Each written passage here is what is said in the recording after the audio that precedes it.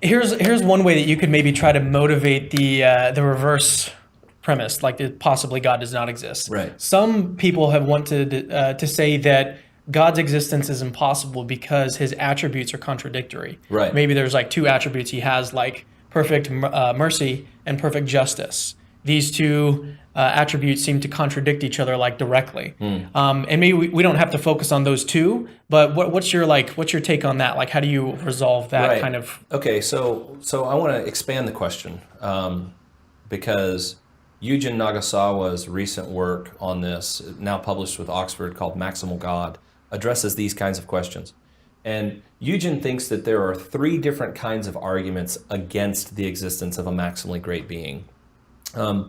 One kind of argument purports to show the inconsistency or the self-referential incoherence of any like single great-making attribute. And I'm thinking more like when you mention married bachelor, sort of the same lines.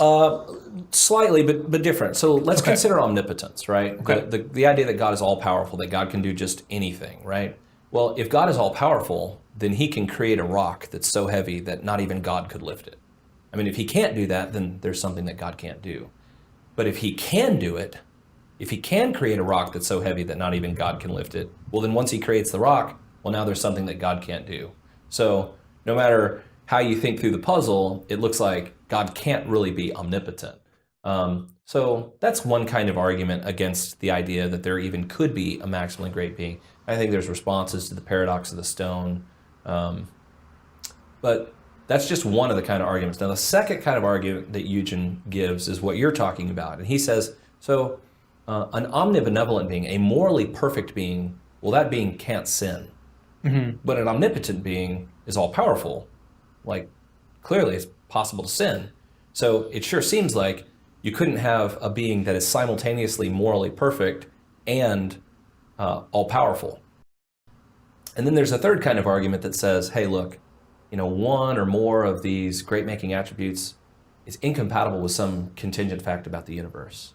So the problem of evil is sort of the paradigmatic example of Right. this kind of argument. If God is all good and God is all powerful, then why is there so much evil in the world?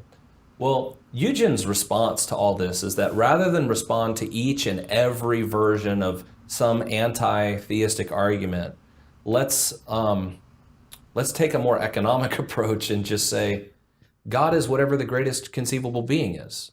So maybe omnipotence and omnibenevolence are incompatible. I mean, I'm not saying that they are incompatible, but maybe they are. Fine. So do the trade-off, and whatever is better to be than not be, that's all I need in order to get my ontological argument to run through. Because something's at the top of the food chain. Something actually is the greatest possible being. And it's silly to think there couldn't be something that's at the top of the food chain because there's some other thing that's even higher than that that's not logically possible at all. That doesn't give us a good reason to think that there is no God. It rather gives us a good reason if any of those arguments are successful, and I don't think they are, but if any of those arguments were successful, it gives us a good reason not to think that God doesn't exist, but rather that the God who does exist is not that kind of God. It's some other kind of God. God has this nature, not that nature. Now, I have worries about this kind of economic modification, and I have a paper that's under review right now that raises some concerns about what the modifications might lead to. But I think Eugen is right that arguments that purport to show the incompatibility of multiple attributes don't establish that God does not exist. It rather just establishes that God might be a little bit different than we think he is.